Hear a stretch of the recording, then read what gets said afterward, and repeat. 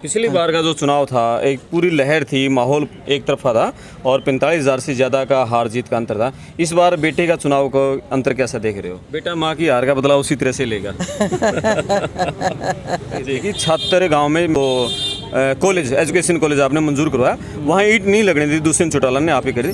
क्या कारण रहा, क्यों ये सियासत रही, क्यों उन्होंने शुरू नहीं होने दिया? क्योंकि जिस गांव में उनको 3,000 से लीड मिली और उसी गांव में उन्होंने किसी अफसर को यहाँ तक कहा कि इस छात्र में मत बनाओ इस कॉलेज को, किसी और जगह ले जाओ जी। तो वो कहने लगे सीएम साहब से बात हुई है उनकी। दुष्यंत चौटाला का चुनाव कैसे देखते हैं? पिछली बार जो इतने रिकॉर्ड मतों से जीते थे। दुष्यंत की मैंने वीडियो देखी थी, परसों छात्र गया था वो। एक तो रात को जाता है जी, दिन में जाने की उसकी हिम्मत नहीं। अच्छा। और रात को जब वो गया तो लोगों ने काले झंडे भी ले रखे थे, मुर्दाबाद के नारे लगने लग रहे थे और वो 3 गाड़ियों में आए थे और मैं ख्याल क्या है ना, कान बोझ के निकल गया उस गांव से, वो निकल गया। वो किससे मुकाबला देख रहे हो? कांग्रेस का बड़े अधिकारी रहे हैं ब्रजेंद्र जी, आप घर में बातें चलती होंगी, उचाना को लेकर क्या टीस है, इस इलाके के लिए क्या करना चाहते हैं वो? और वो उचाना को बिल्कुल ट्रांसफॉर्म करना चाहते हैं। अभी उचाना में हूँ और हरियाणा की हॉट सीट बन गई है उचाना। चौधरी बीरेंद्र सिंह के बेटे पूर्व सांसद ब्रजेंद्र सिंह कांग्रेस के प्रत्याशी हैं और मेरे साथ हैं मैडम प्रेमलता, पिछली बार यहाँ से बीजेपी की कैंडिडेट थी और इस बार किस तरह का चुनाव चल रहा है। पिछली बार खुद मैदान में थी, इस बार बेटे के लिए।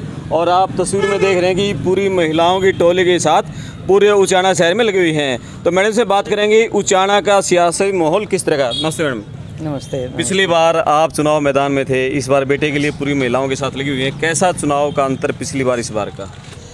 देखिए सबसे बड़ा अंतर तो ये है कि हम तकरीबन आधे से ज़्यादा गांव कवर कर चुके और इतना खुशी का माहौल है महिलाओं में, इतना उत्साह है महिलाओं में, पुरुषों में भी इतना ही उत्साह है। और जहां भी हम गांव में जाते हैं बस एक ही बात सुनने को मिलती है कि अब की बार जिताएंगे, अब की बार जिताएंगे।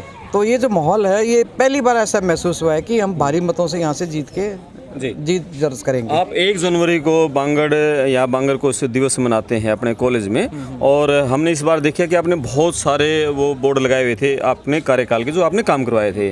आपका कार्यकाल, आपने इतने काम करवाए, पिछली हार हुई उसके बावजूद इस बार ये 5 साल जो रहे डिप्टी सीएम यहाँ से, उनके कार्यकाल, अपने कार्यकाल को किस तरह से आंकते हैं?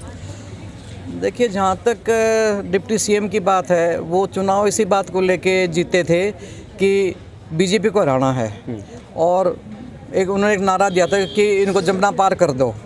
तो लोगों ने जमुना पार तो मैं कर दी, लेकिन उसी जमुना में 24 घंटे नहीं पकड़े उन्होंने और वो इस पार्टी में शामिल होकर डिप्टी सीएम के पद पर पहुंच गए। उनको सरकार ने 12-12 महकमे दिए, लेकिन उचाना में एक भी काम ऐसा नहीं है जो हम गिना सकें कि ये उन्होंने करे हैं। और जहाँ तक मेरे कामों की बात है, मेरे जो अधूरे काम थे, जिनके पैसे तक मंजूर हो चुके थे, वो भी इन्होंने नहीं होने दिए। चाहे उचाने का बाईपास हो, चाहे छात्र का महिला कॉलेज हो, चाहे वो ये अपना बागवानी क्षेत्र का हो, चाहे हमारा ड्राइविंग स्कूल हो, ये बहुत बड़े बड़े प्रोजेक्ट थे, करोड़ों के प्रोजेक्ट थे, लेकिन उन्होंने एक ईंट तक नहीं लगने दी और जिस वजह से हमारे काम सारे अधूरे पड़े हैं। ये महिलाओं से बातचीत में आप इसका जिक्र कर रहे थे कि छात्र गांव में कॉलेज एजुकेशन कॉलेज आपने मंजूर करवाया, वहाँ ईंट नहीं लगने दी, दुष्यंत चौटाला ने आप ही करी। क्या कारण रहा, क्यों ये सियासत रही, क्यों उन्होंने शुरू नहीं होने दिया?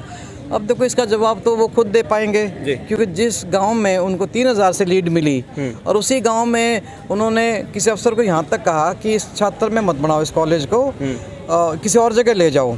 तो वो कहने लगे सीएम साहब से बात हुई है उनकी और कॉलेज तो छात्र में ही बनेगा और वहीं अनाउंस हुआ। लेकिन क्योंकि इतने अच्छी वोटों से वहाँ से जीत मिली थी, लेकिन उसके दिमाग में ये था कि अगर ये कॉलेज बन गया तो नाम तो मेरा तो होगा नहीं, नाम प्रेमलता का होगा, तो इसको बनने ही मत दो। अच्छा। और वो नहीं बनने दिया उसने। तो इस चीज़ का खमियाजा हम भुगतने लग रहे हैं, लेकिन आने वाले जो हमारे अच्छा समय अब आएगा, उसमें हमारी कोशिश ये रहेगी कि जो हमारे काम अधूरे थे वो हमारे पूरे हों और जो और आगे भी जो समस्याएं हैं उनको भी हम पूरा करने की कोशिश करेंगे। पिछली बार का जो चुनाव था एक पूरी लहर थी, माहौल एक तरफा था और 45,000 से ज़्यादा का हार जीत का अंतर था। इस बार बेटे का चुनाव का अंतर कैसा देख रहे हो?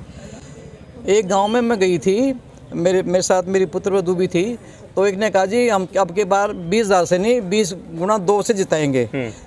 तीसरा बोला ने दुगने नहीं 3 गुना आता है। चौथा बोला नहीं 4 गुना, यानी 20 गुना 4 यानी 80,000 से जिताएंगे। तो इतना अच्छा मतलब लोगों में उत्साह है कि अब की बार बहुत मतों से हम जीतने की हमारे को उम्मीद है। और लेकिन फिर भी हम ये कहते हैं कि भाई जो कैंडिडेट है, चाहे वो निर्दलीय हो, चाहे वो किसी पार्टी का हो, कमज़ोर नहीं समझना चाहिए उसको। हम अपनी मेहनत पूरी करते रहेंगे, आखिरी दिन तक करेंगे, और जिस दिन चुनाव का दिन आएगा उस दिन भी हम घर नहीं बैठेंगे। ये हमारी कोशिश रहेगी कि ज़्यादा से ज़्यादा वोट पोल हों। बेटा माँ की हार का बदला उसी तरह से लेगा। जी।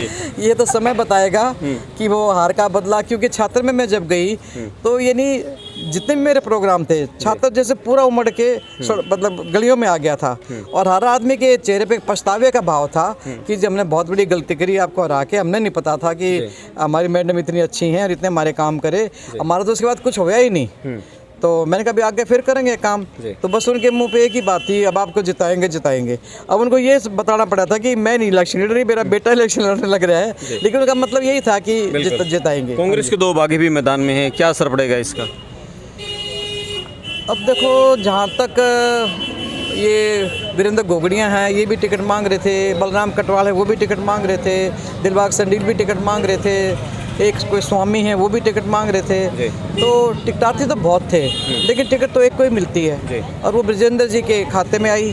तो इसलिए मैं तो उनके बारे में कुछ नहीं कहना चाहूँगी। दुष्यंत चौटाला का चुनाव कैसे देखते हैं? पिछली बार जो इतने रिकॉर्ड मतों से जीते थे। दुष्यंत की मैंने वीडियो देखी थी, परसों छात्र गया था वो। एक तो रात को जाता है, दिन में जाने की उसकी हिम्मत नहीं। अच्छा। और रात को जब वो गया तो लोगों ने काले झंडे भी ले रखे थे, मुर्दाबाद के नारे लगने लग रहे थे, और वो 3 गाड़ियों में आए थे, और मेरे ख्याल वो क्या है ना, कान बोझ के निकल गया, उस गांव से वो निकल गया वो, और बाकी गांव में मुझे लगता है ऐसा ही हाल होया होगा उसका। बीजेपी का, आप बीजेपी में थे तो बीजेपी यहाँ मजबूत थी, आपने छोड़ दी, तो अब बीजेपी का चुनाव कैसा देख रहे हैं? देवेंद्र अत्री उन्होंने चुनाव मैदान में उतारा। देखो, देवेंद्र अत्री को पहली बार टिकट मिली, पहली बात तो ये है, वो कभी चुनावी उसमें नहीं रहे। और हमारा जो इतिहास है, यानी चौधरी नेकराम से लेके सन 72 यानी 68 से लेके और अब तक हमने तो चुनाव लड़े हैं, जीते भी हैं, हारे भी हैं, लेकिन हमारी जीत ज़्यादा है, हार कम है। इस बार चुनाव में क्या मुद्दे देखते हैं? उचाना में किन मुद्दों के आधार पर लोग वोट डालेंगे? विकास का मुद्दा है, बेरोजगारी का मुद्दा है, और यहाँ तो खैर अग्निवीर योजना इतनी नहीं है क्योंकि फ़ौज में कम लोग जाते हैं, लेकिन हम ये चाहते हैं कि जो लड़कियाँ खिलाड़ी बनना चाहती हैं उनके लिए भी हम कुछ काम करें यहाँ पे। और मेन तो ये है कि जो जवान बच्चे नौकरी की तलाश में इधर उधर भाग रहे हैं, विदेशों में जाने की कोशिश करते हैं, माँ बाप को प्रेशर डालते हैं कि ज़मीन बेचो और हम विदेश जाना चाहते हैं, तो उस पलायन को रोकने का भी हम प्रयास करेंगे। किससे मुकाबला देख रहे हो कांग्रेस का उचाना में? असल में समझ ही नहीं आ रहा किससे मुकाबला है, हमने कोई दिखता ही नहीं। मुकाबला भी नहीं दिख रहा। जी। हाँ जी। अब देखो बताऊँ ना, निर्दलीय भी अपना चुनाव अपने कोशिश कर रहे हैं, विकास काला जो वो भी अपना कोशिश कर रहा है, दुष्यंत भी कर रहा है, वीरेंद्र गोगड़िया भी कर रहे हैं, दिलबाग संडील भी कर रहे हैं, और भी होंगे ऐसे ऐसे। ये कुछ 5-6 नाम तो मेरे को याद, इसलिए मैंने बता दिया आपको। लेकिन हमारा जो चुनाव प्रचार हम अपने हिसाब से करने लग रहे हैं, हम किसी को कमज़ोर लेके नहीं चल रहे। जी जी जी। कांग्रेस के प्रत्याशी ब्रजेंद्र सिंह की धर्मपत्नी मैडम जसमीत जी भी आपसे 2 बात पूछना चाहेंगे। किस तरह का चुनाव आप महिलाओं के बीच में जा रही हैं? महिलाएं तो हमारी मातृशक्ति हैं, महिला शक्ति हैं, और इन्होंने पीछे भी हमारा बहुत साथ दिया है। कुछ ठीक है, पिछले 5 साल अच्छे नहीं रहे, लेकिन आगे आगे महिलाओं में इतना उत्साह है और इतनी वो अपने आप को शक्तिमान मान रही हैं कि वो ऐसा एहसास दिला रही हैं कि ब्रजेंद्र जी को उन्होंने जिताना है भारी बहुमत से। तो बहुत उत्साह है, सब लोगों में उत्साह है, महिलाओं में भी बहुत उत्साह है। जैसा कि आप देख सकते हैं कि हम लोग एक जुलूस भी निकालने की तैयारी कर रहे हैं महिलाएं, और महिलाओं में बहुत शक्ति है, वो कुछ भी कर सकती हैं। तो ब्रजेंद्र जी को बहुत अच्छी बहुमत से जिताने का प्रण ले रखा है महिलाओं ने। बड़े अधिकारी रहे हैं ब्रजेंद्र जी, आप घर में बातें चलती होंगी, उचाना को लेकर क्या टीस है, इस इलाके के लिए क्या करना चाहते हैं वो?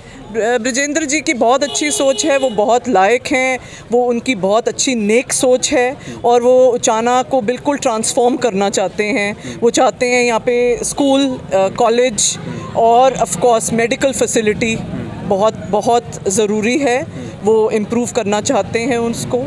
और वो उनका यही है कि उन्होंने पिछले 5 साल यहाँ पे कोई काम नहीं हुआ, जिसकी वजह से 10 साल हम पीछे हो गए हैं उचाना, और वो उचाना को जो चाहते हैं कि वो वर्ल्ड मैप पे आ जाए और यहाँ से लड़कियाँ भी आगे बढ़ें, खिलाड़ी भी बने और भी अच्छे काम करें। सो यही है उनकी सोच। एक सक्सेस ऑफिसर के बाद सक्सेस पॉलिटिशियन बन जाएंगे? जी जी बिल्कुल, मुझे कोई शक नहीं है उसमें एकदम, बिकॉज उनकी सोच बहुत नेक है, वो बहुत लायक हैं, और ईमानदार हैं। सबसे बड़ी बात तो ये है कि वो बहुत ईमानदार हैं। जी। तो ऐसे व्यक्ति को सबका सपोर्ट मिलता ही है, मिलता। जी, बहुत धन्यवाद। और ये थे मैडम जसमीत और मैडम प्रेमलता, अभी उचाना में हैं। आप तस्वीरों में देख रहे हैं कि यहाँ महिलाओं के साथ डोर टू डोर कर रहे थे। अभी हमने इनसे बातचीत की, इन्होंने बताया कि उचाना में एक तरफा माहौल है। आप कमेंट्स करके बताएं कि उचाना की सियासत क्या रहेगी 8 अक्टूबर को जिस दिन रिजल्ट आएगा। मैं आपका दोस्त करमपाल, धन्यवाद।